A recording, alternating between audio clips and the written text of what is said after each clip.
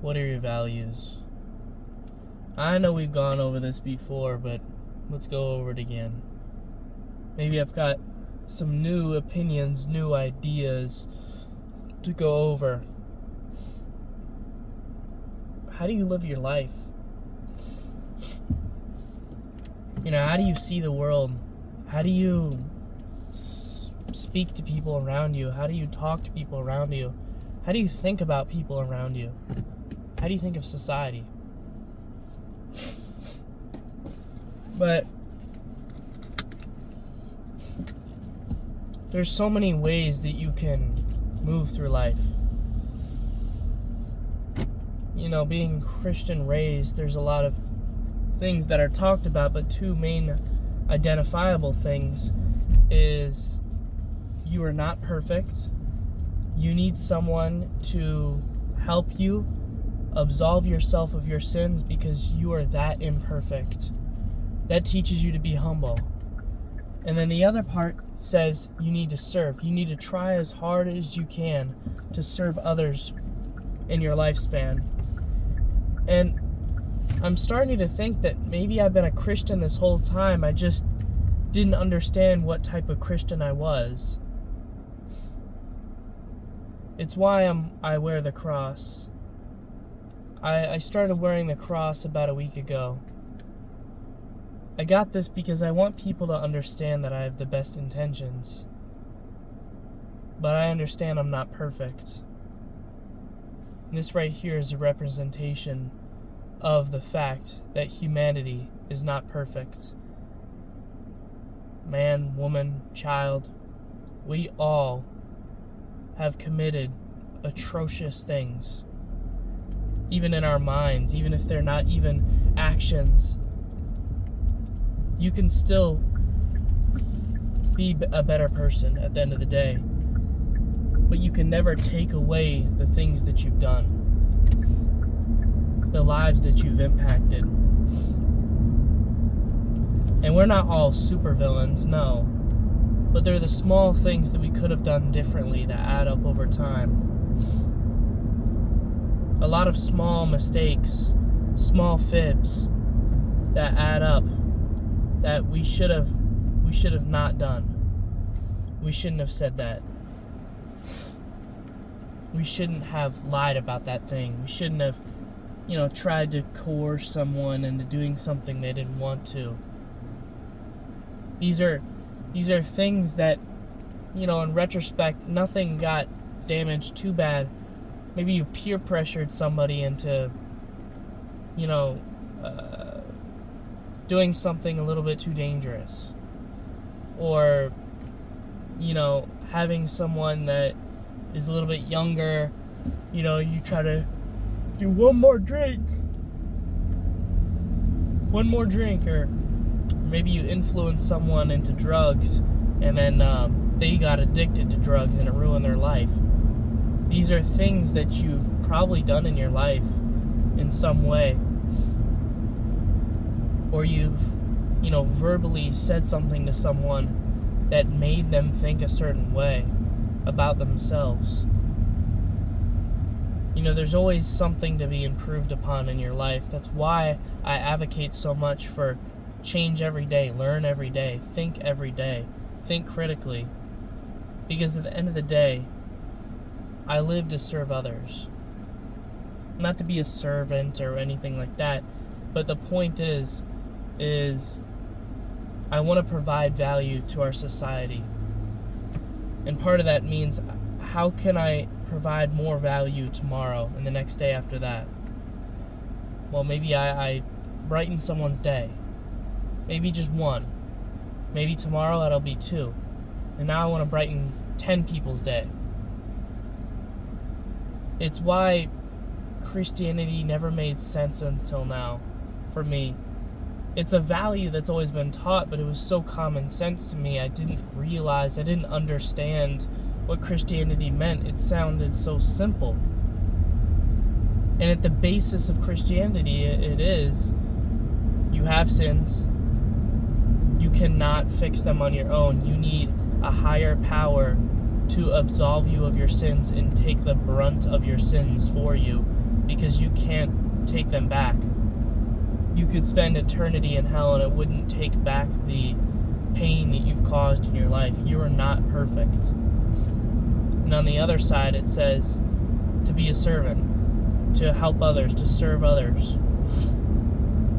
Be a servant of God, but also be a servant to others. I really value that. And at that basis, I would say that fundamentally, I believe in God.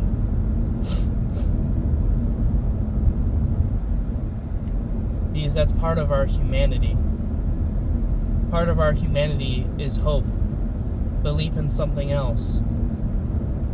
You know, I'm working in a hospital, I hear a lot of bad news all the time. So, one of my main functions is to talk to people and give them a little hope. I might sound stupid, I may sound like a pastor or something, but a lot of the times I'm talking to people, I'm trying to be that shining light when they need it most. Sometimes I'm not the best shining light, and I understand that. But I try every day to be a little bit better than the last. I try to help as many people as I can. And I hope you do the same. In my life, I've witnessed all types of authority, all types of people in the church. And it's all about community and seeing other people. You know, like really valuing other people as friends, coming together. The church is not a building, it's a people. It's a communion of people that come together. It's a group, it's a club, it's a friendship with each other and God. One unified ideal.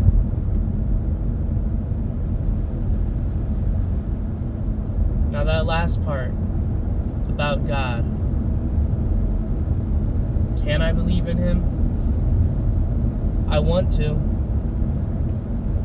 I want to believe that these 60 or 70, 80-year-olds, 90-year-olds that I see, I hope that the last couple years of their life that they suffer and endure just to live another day with the only sense of joy being a cup of Jell-O and a smile from someone and a cup of water brought to them by some random person they'll never see again. These things, I mean, they are happy, but they're in pain, you know? They're at peace with it, but they're in pain. I hear all the time, they're just done with it. And they want to pass over. I hope that these people that pass over, I hope that they have a future in heaven. Because it's scary to think of a world where death is just emptiness. You don't remember yourself before being here, and when you die, that's it. There is no soul. That's a scary concept. So if you believe in hope, you can say that, well, I hope that there's a heaven, enough to the point where I believe in God. Because if I didn't believe in God, I couldn't possibly live my life the same way. I think that's why a lot of people right now in this day and age are so lost. We're so lost because our beliefs in God are skewed. You know, there's things in our lives that we couldn't possibly comprehend before, and now we're starting to realize, what if God didn't exist? What if He doesn't exist? What if He didn't create everything?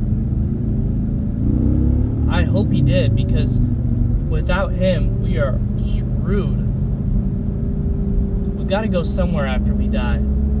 There's got to be something else. I'm not done yet here, you know? 80 years is nothing. 60 years is nothing. 100 years, it's minuscule. It's a blip in the eternity. So I hope there's a place for souls to rest for eternity and to live and prosper with one another, to reconnect with family and friends. There has to be another way. There has to be another side. Because if there isn't, our lives would lose all meaning. So I say this to you now. You must believe in a higher power, because the foundation of life rests on that there is an afterlife. If there is no afterlife for you, you can do one of two things. If there's no afterlife, you can live your life to the fullest, accomplish as much as you want to accomplish, and then you die. Hopefully you leave a blip, but you're not going to be there to remember, so who cares? You could go to the degenerative route where you just have fun, you become hedonistic, and that's all you do. Everything carnal. Or you live a life of Christianity and truly believe that there is a life on the other side. You're at peace with your life now, you're happy with your life now, but you understand that your life is not over, it's only just begun. I like that prospect. The prospect of this is just the beginning, this is just setting the stage. We're just growing up right now. We're simply children of God, and we haven't grown up because we haven't been able to go to heaven yet, to live with Him in heaven. That philosophy means that we need to grow up in God's eyes. Maybe we need to find wisdom in our short 80 years, 100 years, before we head upstairs, to simply comprehend God's existence. Maybe we need that time to figure that out. Maybe that's why so many young people are lost in this world. I understand.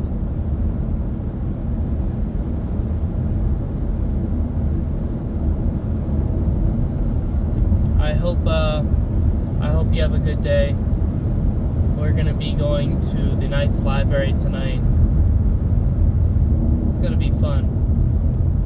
And the reason for that is a couple things. See, you say, well, I do a certain thing, I do this, whatever. I want to, I go work out. Sorry, I just went on a ramble there. I go to work, I work out, I have a decent diet. I'm still working on getting a better diet, but I have a decent diet as of now, and I'm still trying to improve it.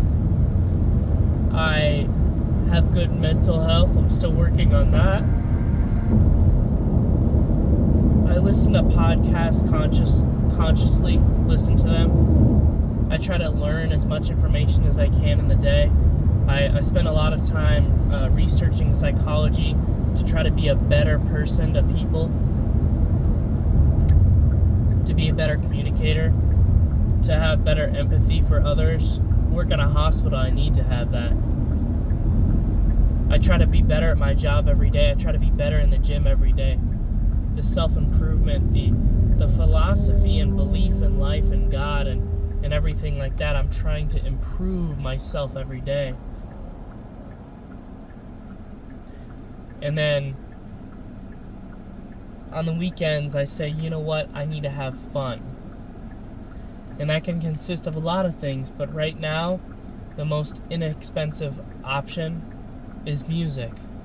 Music, nightclub, spend time with others my age, have a couple drinks, and just relax to some music, or get amped up. Either way, it's something that is like having a portion within balance, It's one day a week. It's one day a week where I have as much fun as possible. And I don't go there every week. I try to split it up. I try to go to different places, but ultimately it's really well priced, and it's the only place that's fun like that. I got a friend that goes with me. I try to get another friend to go with me. We'll see. Might be pulling up in a little squad. It's fun.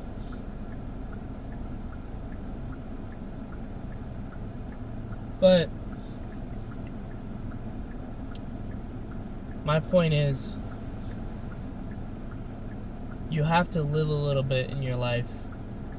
You know, you can't just be pure all the time and go to church every day and go home, you do your job, and you go home and maybe you go to the gym and that's it.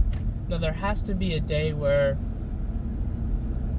you know, you go out and you do some stuff and you drink a couple drinks and you have fun. And it's not mature, it's immature.